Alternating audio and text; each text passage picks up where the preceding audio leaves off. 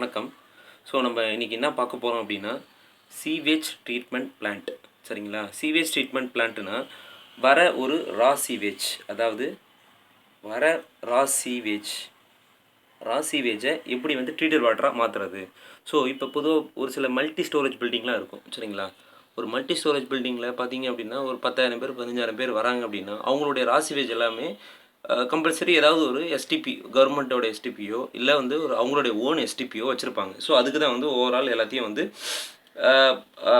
Divert பண்ணிவிட்டு, so அங்கேருந்து வர வாட்டரை வந்து ட்ரீட் பண்ணி வாட்டரை வச்சு அவங்க என்ன பண்ணுவாங்க அப்படின்னா அதை வந்து கார்டனுக்கோ அப்புறம் வந்து இடபிள்யூசி ஃப்ரெஷ்ஷுக்கோ வந்து யூஸ் பண்ணுவாங்க. ஸோ அதுக்கு தான் வந்து அதை யூஸ் பண்ணுறாங்க. ஸோ நம்ம வந்து பொதுவாக வந்து பார்த்திங்கன்னா இப்போ சிவேஜ் ட்ரீட்மெண்ட் எப்படி இருக்கும் அப்படின்றத நான் உங்களுக்கு ஜஸ்ட் எக்ஸ்பிளைன் பண்ண போகிறேன். சரிங்களா? ஸோ அதுக்கு முன்னாடி இந்த சேனலை வந்து இன்ஜினியர்ஸ் வியூ 2.0 வெர்ஷன் 2.0 gmail.com இதான் என்னுடைய மெயில் ஐடி. உங்களுக்கு ஏதாவது டவுட்ஸ் ஏதாவது இருந்ததுன்னா நீங்கள் இந்த மெயில் ஐடிக்கு நீங்கள் வந்து மெசேஜ் பண்ணி நீங்கள் கேட்கலாம். ஸோ சேனலை வந்து சப்ஸ்கிரைப் பண்ண மறந்துடாதீங்க, சப்ஸ்கிரைப் பண்ணுங்கள். சரிங்களா? ஸோ இப்போ வந்து பொதுவாக ஒரு ட்ரீட்மெண்ட் பிளான்ட்டில் இப்போ ரா சீவேஜ் வருது அப்படின்னா, ஸோ ஃப்ரம் த கிராவிட்டி அப்படி இல்லைனா அங்கேருந்து நியர்பையில் ஏதாவது பைப் லைன் ஹெச்டிபி லைனோ இல்லை பிவிசி லைனோ இபிசி லைனோ போட்டு பிளான்ட் உள்ளே வந்துடும். ஸோ அந்த பிளான்ட்டோட செட்டப் வந்து இப்படி தான் இருக்கும். ஃபஸ்ட்டு வந்து பார்த்தீங்கன்னா பார் ஸ்க்ரீன் சேம்பர். பார் ஸ்க்ரீன் சேம்பரில் பார்த்தீங்கன்னா பார் ஸ்க்ரீன்ஸ் இருக்கும். ஸ்க்ரீன்ஸ் வந்து பிளேட், அதாவது ஒரு பிளேட் இல்லை 2 பிளேட் 3 பிளேட் வச்சுருப்பாங்க. ஃபஸ்ட்டு பிளேட் வந்தீங்கன்னா சைஸ் வந்து ரொம்ப பெருசாக இருந்துச்சு அப்படின்னா அடுத்தது வந்து சைஸ் கொஞ்சம் சின்னதாக இருக்கும். அடுத்தது வந்து சைஸ் அதோட சின்னதாக இருக்கும். That is screening. சரிங்களா?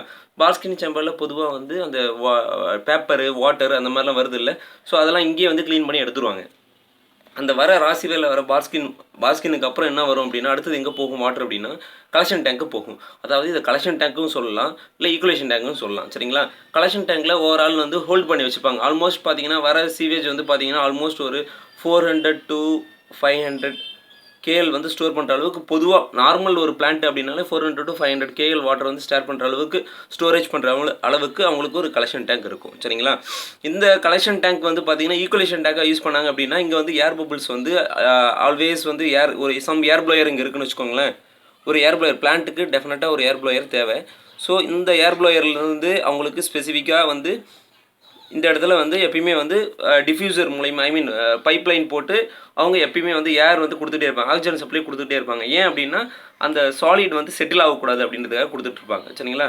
ஸோ இங்கே வந்து இந்த ஸ்டோரேஜ் டேங்க் இருக்கா, ஸ்டோரேஜ் டேங்க்லேருந்து அடுத்த ப்ராசஸ் என்ன ஆகும் அப்படின்னா அனாக்சிஸ் டேங்க்கு போகும். சரிங்களா?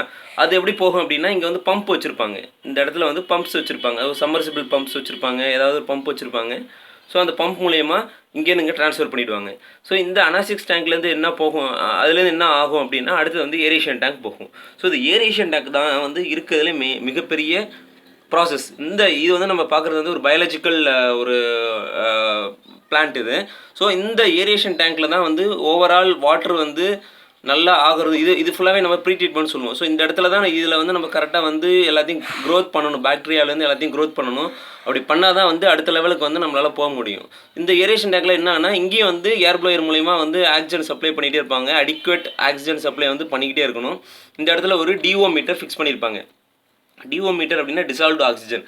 பொதுவாக வந்து பார்த்தீங்கன்னா 2 to 4 ppm வந்து மெயின்டைன் பண்ணுவாங்க இந்த டிசால்வ்டு ஆக்சிஜனில். சரிங்களா?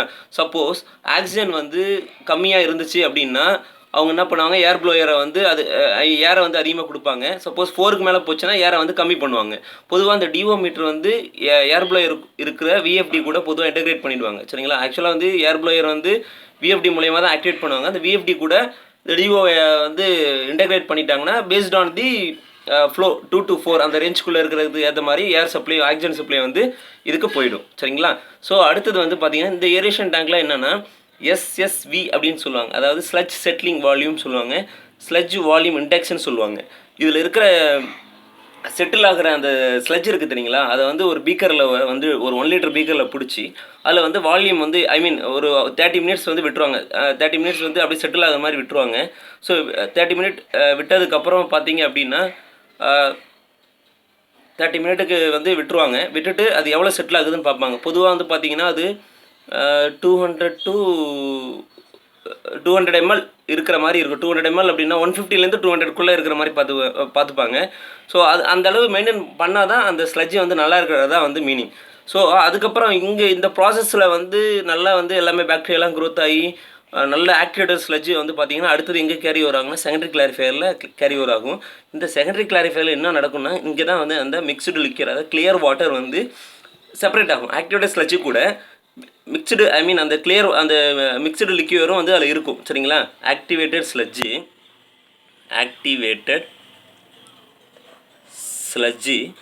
ப்ளஸ் லிக்வியர் மிக்ஸ்டு லிக்வியர் ரெண்டும் இருக்கும். ஸோ இந்த ஆக்டிவேட்டட் ஸ்லட்ஜை செப்பரேட்டாக வந்து பிரிச்சிடும். இங்கே வந்து ஒரு எஜிடேட் பண்ணும், ஒரு மோட்டர் இருக்கும், அது எஜிடேட் பண்ணும்.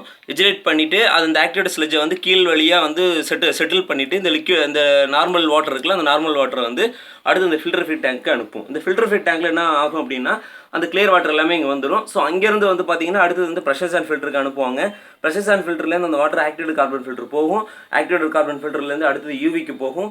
யூவிலேருந்து ஃபைனலாக வந்து ட்ரீட்டட் வாட்டர் டேங்குக்கு போகும். ஸோ ஸ்பெசிஃபிக்காக இந்த ப்ரெஷர் சாண்ட் ஃபில்டரில் என்ன நடக்கும் அப்படின்னா இங்கே வந்து பார்த்தீங்கன்னா டிஎஸ்எஸ் அண்ட் டர்பிடிட்டி அது வாட்டரில் இருக்கிற டர்பிடிட்டியும் டிஎஸ்எஸ்ஸையும் வந்து ரெடியூஸ் பண்ணுறதுக்கு தான் இந்த ப்ரெஷர் சாண்ட் ஃபில்டர். இதில் வந்து பார்த்தீங்கன்னா ஆர்டர் அண்ட் கலர் அப்புறம் குளோரின் இதெல்லாமே வந்து இதில் வந்து ரிமூவ் பண்ணிடுவாங்க. ஸோ ஃபைனலாக யூவியில் வரும்போது பார்த்தீங்கன்னா virus and bacteria and micro organism so இதெல்லாமே ரிமூவ் ஆகும். ஸோ ஃபைனல் ட்ரீட்டட் வாட்டர் தான் நம்ம ட்ரீட்டட் வாட்டர் டேங்க்கு எடுப்பாங்க. ஸோ இதிலேருந்து வந்து நம்மளுக்கு ரிசீவிங் அண்ட் யூசர் ரெண்டுக்கு இங்கேருந்து பம்ப் பண்ணி அனுப்பிச்சிடுவாங்க. ஸோ மெயினாக இதில் இன்னொரு விஷயம் என்னென்னா இந்த இடத்துல வந்து இந்த இன்பிட்வீன் கேப்பில் வந்து பார்த்தீங்கன்னா ஒரு ஸ்லட்ஜ் ஹோல்டிங் டேங்க்னு ஒன்று இருக்கும். சரிங்களா? ஸ்லட்ஜ் ஹோல்டிங் டேங்க் இருக்கும். இங்கே என்ன ஆகும் அப்படின்னா இப்போ இங்கேருந்து வந்து ஆக்டிவேட்டட் ஸ்லட்ஜை இங்கே வந்து செகண்டரி கிளாரிஃபையருக்கு அனுப்புகிறாங்கல்ல. ஸோ இங்கேருந்து அனுப்பும்போது என்ன ஆகுனா இங்கே பிரியுது, நார்மல் வாட்டராகவும் ஆக்டிவேட்டட் ஸ்லட்ஜாகவும் பிரியுது. இந்த ஆக்டிவேட்டட் ஸ்லட்ஜ் பார்த்தீங்கன்னா இந்த எஸ்எஸ்விக்கு ஏற்ற மாதிரி வந்து இது பண்ணிப்பாங்க. சப்போஸ் எஸ்எஸ்வி கம்மியாக இருந்ததுன்னா இந்த ஆக்டிவேட்டட் ஸ்லட்ஜை வந்து அங்கே பார்ஷியலாக வந்து ஏரேஷன் டேங்க் அனுப்புவாங்க.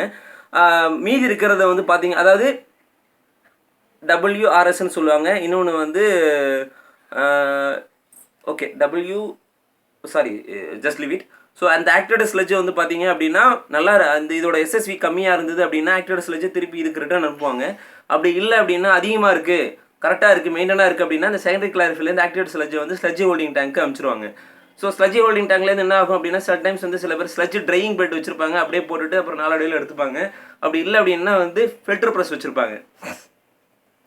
ஃபில்டர் ப்ரெஸ் ஆப்ரேஷன் கொண்டு வந்து ஸோ அதுலேருந்து அவங்க என்ன பண்ணுவாங்கன்னா கேக் மாதிரி ஃபார்ம் பண்ணி அதை வந்து அதுக்கப்புறம் வந்து கார்டனுக்கோ இல்லைனா லேண்ட் ஃபில்லிங்க்கோ யூஸ் பண்ணிப்பாங்க. ஸோ இந்த இடத்துல பொதுவாக என்ன கெமிக்கல் யூஸ் பண்ணுவாங்க அப்படின்னா இந்த இடத்துல எதுலையுமே கெமிக்கல் யூஸ் பண்ண மாட்டாங்க. ஜஸ்ட் இந்த இடத்துல மட்டும் சோடியம் ஹைப்போகார்பனேட் யூஸ் பண்ணுவாங்க. இந்த இடத்துல மட்டும்